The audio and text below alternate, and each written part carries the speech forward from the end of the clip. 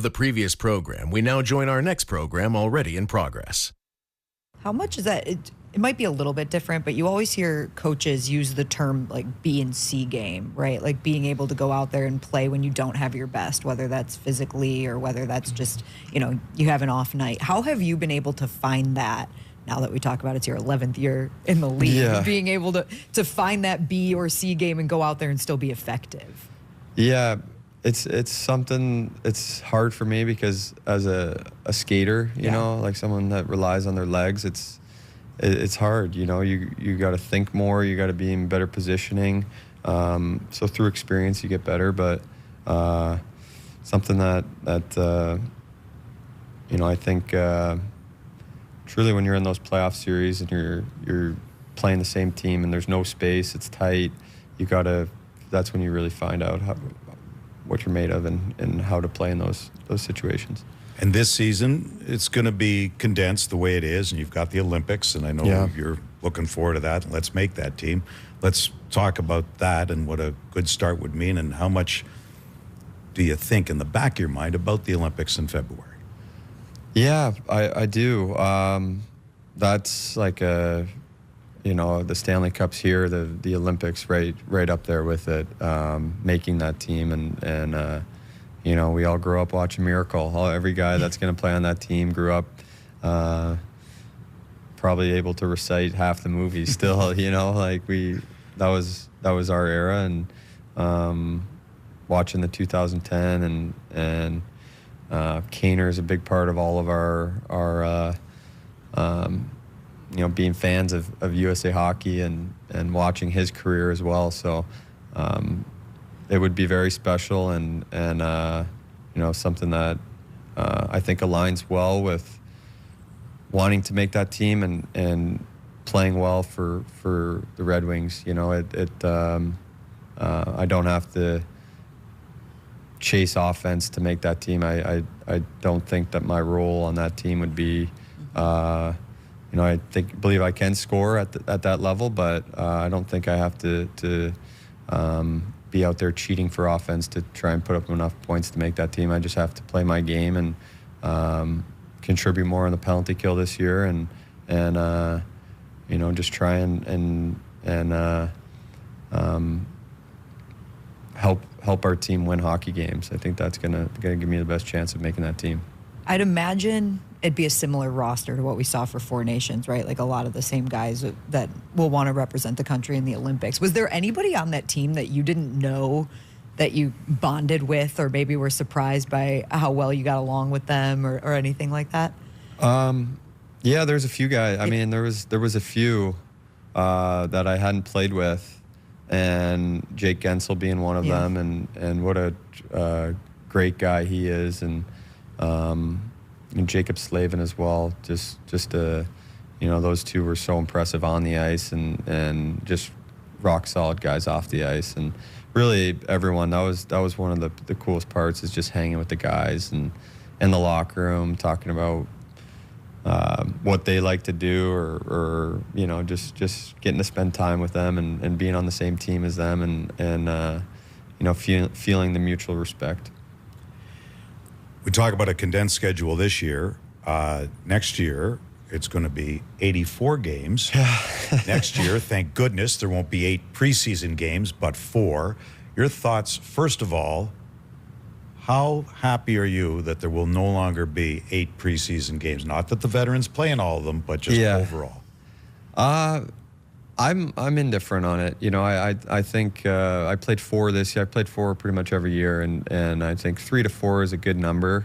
Camp was set up different with Todd this year, where we scrimmaged in Traverse City every day, which I enjoyed, and it gets you right back into game speed. And so 2, I think it might be a little light. I would like to play 3, but the 84, I guess. I don't know if they think maybe the first 2 of this season won't be as intense, but it won't be that way. It'll be right down to game 84 where teams need wins. So, it is what it is. I love the game still, and more games, maybe It's more fun. It's the trade-off. It'll be tougher for the kids next preseason who could play like 7 of 8 where we played. Not every team did. It wasn't uniform. But they're not going to get as big an opportunity to make a team and unseat a veteran. Yeah, I guess you're right about that. Maybe it probably makes it more competitive from day one. You know, those scrimmages will mean a lot more, and not that they didn't this year, but you know, it'll be interesting to see how it plays out. You mentioned with, go ahead, you want to follow up with that? You mentioned with Todd just the scrimmaging at camp kind of every day and the differences and energy that he brings. What have you seen differently, or what do you think the advantages are going to be of having him here from the beginning this season to kind of get things rolling? Well, yeah, I think I mean, he set the tone, and from his opening meeting and you know, the way he carries himself, he you know, he brings intensity, and I felt that from day one, and you know, I thought you know, he demands a standard, and that's very important. So I was very impressed with his training camp, and how he runs his training camp, and you know, very detailed, a lot of teaching, which is good, and a lot of scrimmage situations where even in the practices, you throw the puck out there and let us play. If it you know, controlled scrimmages and trying to work on things, it's important, right? We don't you don't really get anything for winning a practice. You know, it's all about winning in games, and that's you know, you don't see that. This may be a little old school mentality, but he has that, and you know, he wants it done with intensity. I guess you do come with some cachet and aura around Todd, where you've coached Thornton and Marlowe and McDavid and Draisaitl and Kopitar. Does that lend a presence in the room too? You've only had young coaches really from Blashill and Newsy who really hadn't been NHL head coaches prior. Yeah, it does. I mean, he has been around a long time. He's coached a lot of games, and you know, it's all three of those, all of the coaches I've had have had their strengths, and you know, but I guess with Todd having his experience, you know, it really shows, and you know, I think it's valuable in our game. Ken told a story on the broadcast the other night, and I have to bring it up because I need more info on this. So. Uh-oh. Talking about your brother's wedding. Oh, yeah. And your best man speech. Yeah. What happened there? No, I don't know. I got nervous, and yeah, it wasn't terrible. I'm sure it wasn't. It wasn't terrible. Yeah, I think he was having smiles and laughing, but yeah, I think I probably went for I had a script, wrote something down. It wasn't organized and put a lot of time into it, and that's where I was kicking myself. But I had a joke in there early, and it didn't land. Oh, no. Then I went off script. Yeah, I know. Yeah. It happens. So you were too much in baby mode, were you? Yeah, probably. Yeah. So was he the best man at your wedding? Yeah. How was his speech? He did a great job. Does that make it a little worse? Yeah. No, it's fine. Yeah. It's fine. You know what my broadcast partner always says? Don't be hard on yourself. Others will be hard on you. They can do it for you. Yeah. And that's exactly what he said after the story was told on air. Tell Dylan, he doesn't be hard on himself. Others will do that for you, which is true. I'm sure you were great. Going back to the new CBA, and next year, there will be no more fitness testing. Does that make you happy? Again, I've had some tests where you get nervous about it. There's a little summer anxiety, and you know, you play it out to be worse in your head than it actually is.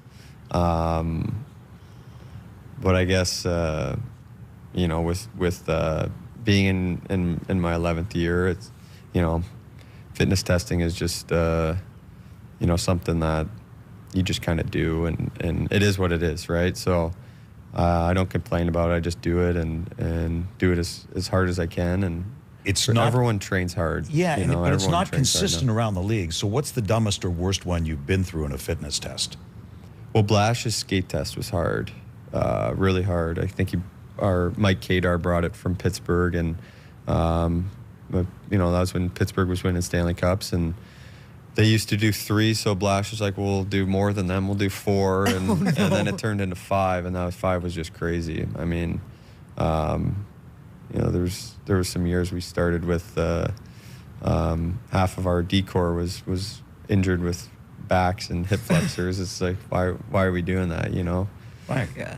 It's interesting. Will that change any way you prepare for a season? No, not at all. I mean, that's what I was trying to. Everyone trains, and, right? It's like if you don't train now, it's right away you can notice it, so I think everyone comes in with good shape and ready to go right from day one of camp. Turns out, caffeine can be tasty.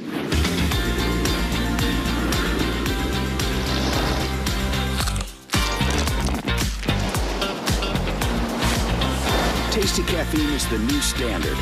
With 17 flavors to choose from, find your flavor today.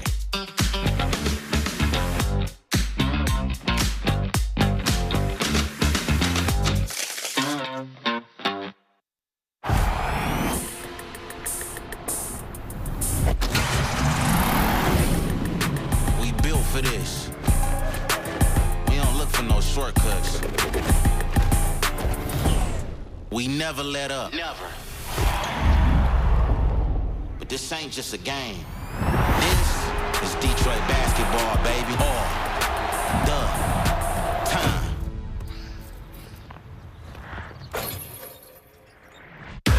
World Series champ Eric Hosmer brings you an exclusive look featuring the biggest athletes and biggest names. Lead by example. It's simple. If I do that, then everything else is easy.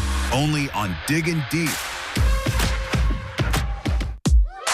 Teachers are dynamic leaders,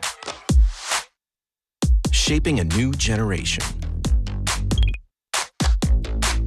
Innovating how they teach to prepare students for our fast-changing world. Achieving this takes skill and expertise. They're tireless explorers, creatively discovering a universe of solutions. Telling stories, experimenting, inspiring, mentoring, connecting cultures, and connecting with each other. Leading by example. Experience the unique joy of helping students thrive.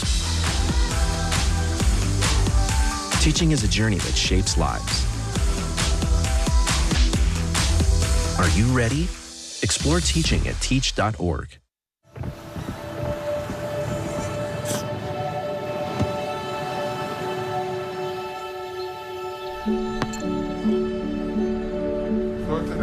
I don't remember how it started.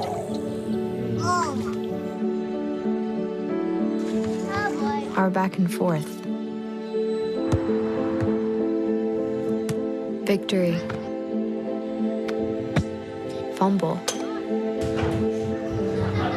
Repeat. It always came back. Dad! Okay, here we go, throw it! Yeah. You probably don't remember what you told me. That was perfect. But I heard every word. Nice.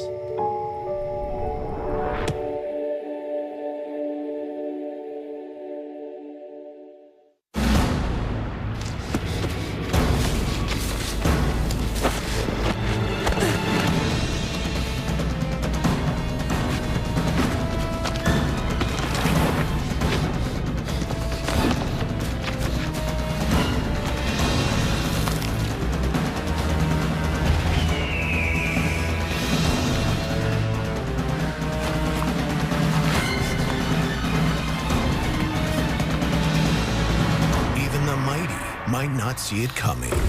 It's prediabetes, and it captures 1 in 3 adults. You may not even know you have it, but you can escape. Take the 1-minute prediabetes risk test to know where you stand. With early diagnosis, you can change the outcome and prevent or delay type 2 diabetes. Be your own hero on smartphones everywhere at doihaveprediabetes.org. My name's Stacy, I'm 57, and I was adopted in 2020.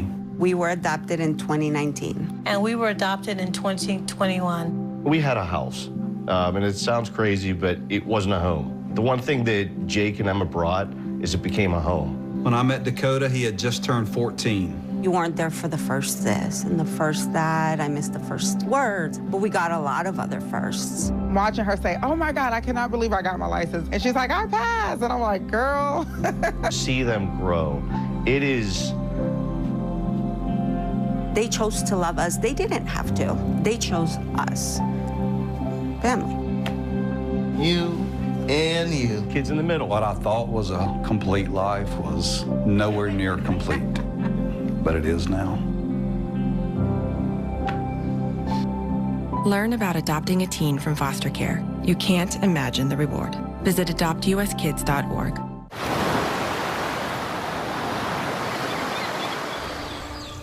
Hear that? That's the sound of your life. Perfectly imperfect.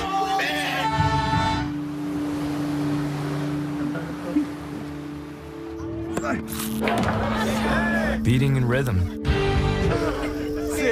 to the world you've created.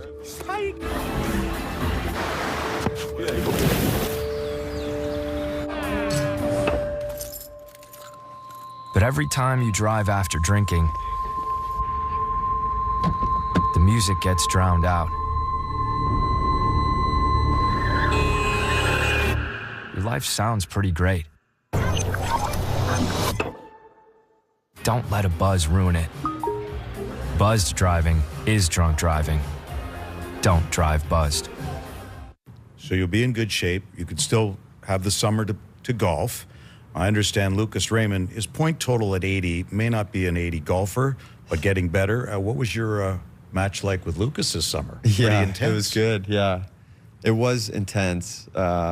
We went up to Arcadia Bluffs and you know, shout out to Bill Shriver. He hosted us up there for many years. We've been going up there and before training camp. And first time I went up there was with Thomas Tatar and Peter Mrazek and Teemu Pulkkinen.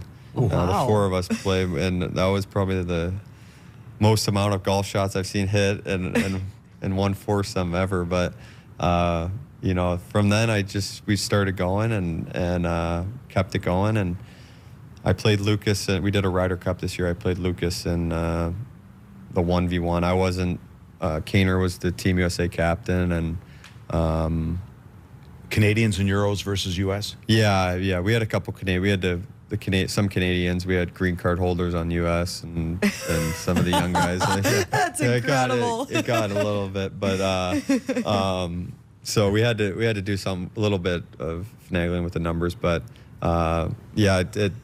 Lucas and I played a big match, and we rode in the cart together. And from like 14 to 18, we didn't talk.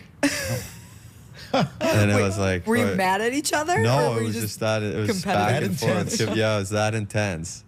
You know, it started with like, oh, like nice shot, you know, and then by the end it was we weren't talking. It was pretty fun. Who won? I beat him.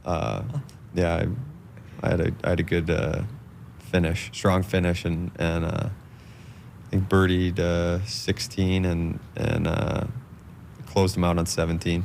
Lucas getting better at golf? Yeah, he kills the ball. Yeah, really. He hits it very far. So did you guys talk immediately after the round was finished? Were you back on normal terms? No, I think, yeah, I was fired up. Yeah, it was course, a big win for me, you know? Like, I was smiling. But no, probably not until dinner that night in Traverse City. So we had to drive back to Traverse City and wow, cool down, yeah. That is intense. Yeah, oh yeah. So you beat Lucas, but did you guys do like, what team won? Was it? We tied. Really? It was a tie, yeah. Okay. We can't tie. This is like your hockey players. We played too much golf, though. It was like, everyone was golfed out and it's hockey season, so we're like, it's a tie. That's crazy. The other question I have for you about what's going to change is the dress code. Yeah. I know you guys all look dapper coming off the bus. What are your thoughts on that? That now it's just, I guess, life standards is how it's sort of written. What are your thoughts on dress code? Yeah, I have a little old school, I guess. I like wearing a suit. I'll probably still wear a suit. So I think it's easy, you know. You put something on, it looks nice, and we're an Original Six team, and we're celebrating our 100th year this year, and every guy before us wore a suit to the game, you know, that wore the winged wheel. So I think there's some importance to that, and I talked to most of the guys, and guys seem to be on the same boat, and you know, we might do the occasional if you want to express yourself a little bit, and but I think you still got to look professional, you know, and you know, put some nice sneakers on and a nice pair of jeans and then whatever, I guess, but just to still look professional. It is funny though, because you know, you're on the plane after a game, everyone's got the suit on. As soon as you get on the plane, everyone's taking the suit off, taking the shirt off, and they're all changing anyway. You know, you come out of the shower and you're all sweating to put a suit on. Yeah. So there is something to being a little more casual. I have learned this from doing baseball this year, that it is really hard to get on a flight in an uncomfortable outfit. So even if I dressed up for the game, I was changing. I was team changing to something comfortable for the plane. Yeah. I get it. Yeah, I guess you're right. We have actually been, I think COVID kind of, you know, Steve and the team became more lenient with our travel day attire. We wear track suits, and I think it looks you know, they're comfortable, and it still looks good. So I think we're going to continue to do that, but just to games, you know, I think there's something about walking into Madison Square Garden just wearing a suit, you know. It's like I said, every guy has done it for 100 years now, and I don't want to be the first guy that's not doing that. The arrivals are great. I agree with you. I think it's great, and it is fun. You can pick out a new suit here and there and show up in a fresh suit. That's fun. You know, when he grew up watching Hockey Night in Canada, and Don Cherry looked how good he looks there in that suit. Right, that's what Don would always talk about. Oh yeah, right. They're hockey players.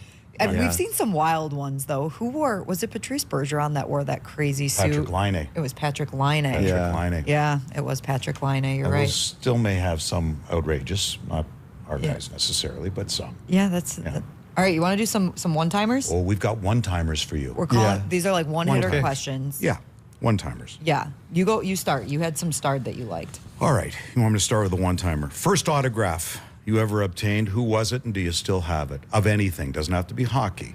First autograph. Jeez, I don't know. I know only NHL player I met as a kid was Nick Lidstrom, because his kids played, and he was frequently at rinks, you know, state tournaments, and Doug Brown coached me as a kid. So those two are the only Red Wings I ever met, and I don't think I ever.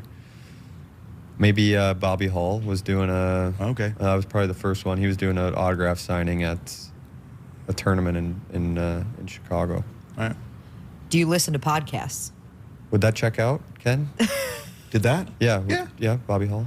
Yeah. Bobby, sure. Yeah, I would check. In Chicago? Yeah. Yeah. I don't want someone to fact check me and be like, no. Well, Bobby Hull, what do you mean? Yeah. Yeah. That should make sense. Favorite, or do you listen to podcasts? No. Are you going to listen to this podcast when it comes out? No, I'm sorry. Wow. All right. I can't listen to myself. All right, then, okay. Do you listen to music driving to the rink? Yeah. What's your fave? Country. Okay. Okay. Do you have a favorite artist right now? I honestly don't. No. It's all over the If you could only listen to one song for the rest of your life, I hate this question. What would it be? I hate that question. Hail to the Victors. Oh. See, I should have prefaced with, okay, but I didn't. Can you imagine the rest of your life just hail to the victors on repeat? He can. Every time. Yeah. Where he went to school. What's your greatest fear? Ooh, jeez. Probably snakes. That's a good one. Oh. It's a good one. My wife would say snakes too. Yeah. Those little in the garden. Oh, that would be the end of it. Do you prefer to watch movies at home or TV if it syncs up with closed captioning or without? That's a good question. Without. Unless it's like English, not obviously English, but like yeah. England, Needed. yeah. Right, yeah. I get you. I'm laughing at the one because I got stuck in an elevator this year. Have you ever been stuck in an elevator? No. No. Oh, that would be one of my biggest fears. It's terrifying. Oh, yeah. Claustrophobic? Oh, yeah. In an elevator. How about this one? Best selfie you have with someone on your phone that's not a family member? There's a great one. It was actually the wedding weekend. My wedding weekend. We had a rehearsal dinner, and then we were at a hotel in Birmingham, and it's myself, Mo, Lucas, my brother, Colin, my cousin Adam, my cousin Ryan, myself, and Amon-Ra St. Brown. What? Oh. Wait, was he just at the hotel? Yeah, he was there. That's yeah. incredible. Yeah. That's amazing. Who asked for it? I think I did. I love it. Yeah. I love that. That's gonna go down as the best. Most famous person in your phone. Oh, most famous person.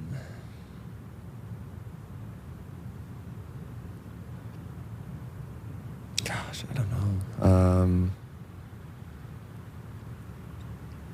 Do you think it's a hockey player, or do you have somebody that's not a hockey player that might be sneaky more famous? See, I have Dylan Larkin in mind. Yeah, that's like... No, I mean, there's a couple of athletes like Jared Goff. Yeah, that's probably it. Yeah. And would you call Blake him? Griffin, maybe? Oh, that's a good one, too. Would you call him? No. See, that's the other thing. You can have a famous person. Like, I have Gary Bettman's number in my phone. I'm not calling him. He'd answer, I think. No, he wouldn't. Yeah, I think he would. Block me. I think he would. No, he'd block me. He'd go, you messed up again. No, he wouldn't. But Well, Dylan, you made it through the podcast, even though you won't listen to it.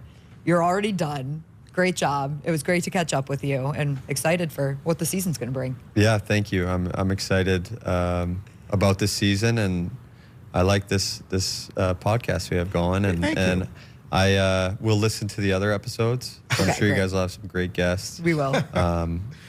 It's just you just won't listen to your own. We'll give my you own voice. We'll give you the feedback on yours. Okay, if there's any feedback out there, we'll make sure we give it to you. Yeah. Thanks for doing this. Thank you, guys. Yeah.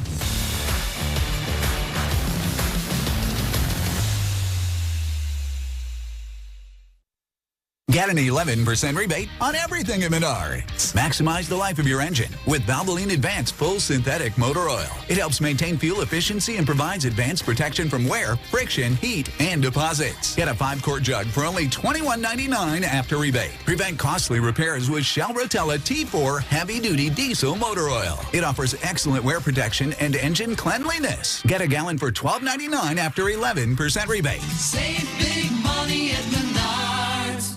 Grade 19! Grade 19! Grade 19! Boom!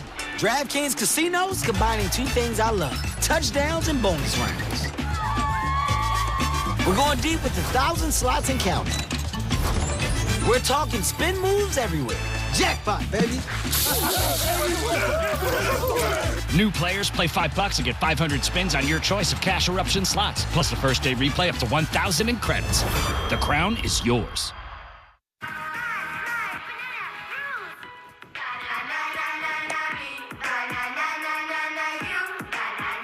Losing the fear of looking foolish comes with age. Who did you steal him from? Losing your way in your own home doesn't. Confusion with time and place may be a sign of Alzheimer's. Mom, are you okay? Yeah, I'm fine. Early detection gives you and your loved one time to plan for the future. Learn the warning signs of Alzheimer's.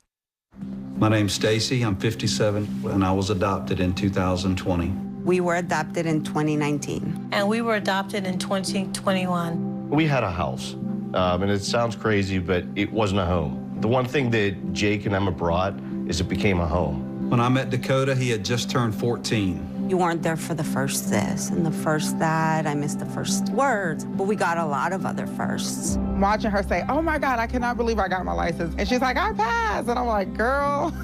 See them grow. It is... They chose to love us. They didn't have to. They chose us. Family. You and you. Kids in the middle. What I thought was a complete life was nowhere near complete, but it is now. Learn about adopting a teen from foster care. You can't imagine the reward. Visit adoptuskids.org. This month on Breaking Par. It is truly a destination. The Old West meets the new beautiful golf courses. It's kind of a neat mixture. Kind of have a little bit of everything. I can't think of any better place to live than Scottsdale, Arizona. I'm a proud Scottsdale resident and plan to be here the rest of my life. It sometimes feels like you're just lucky to be here. That is why Scottsdale stands as the best golf destination in the world. This episode has it all. Playing all month long on Breaking Par. My name's Stacy. I'm 57, and I was adopted in 2020. We were adopted in 2019. And we were adopted in 2021. We had a house, and it sounds crazy, but it wasn't a home. The one thing that Jake and Emma brought is it became a home. When I met Dakota, he had just turned 14. You weren't there for the first this and the first that. I missed the first words, but we got a lot of other firsts. Watching her say, oh my God, I cannot believe I got my license. And she's like, I passed. And I'm like, girl. See them grow. It is... They chose to love us. They didn't have to. They chose us. Family. You and you. Kids in the middle. What I thought was a complete life was nowhere near complete, but it is now. Learn about adopting a teen from foster care. You can't imagine the reward. Visit adoptuskids.org.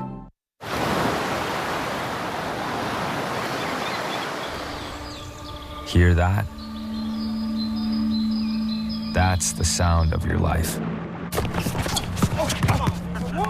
Perfectly imperfect.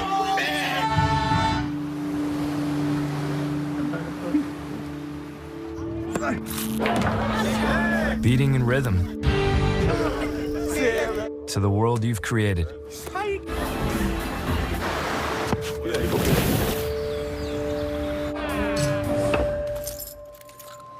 But every time you drive after drinking,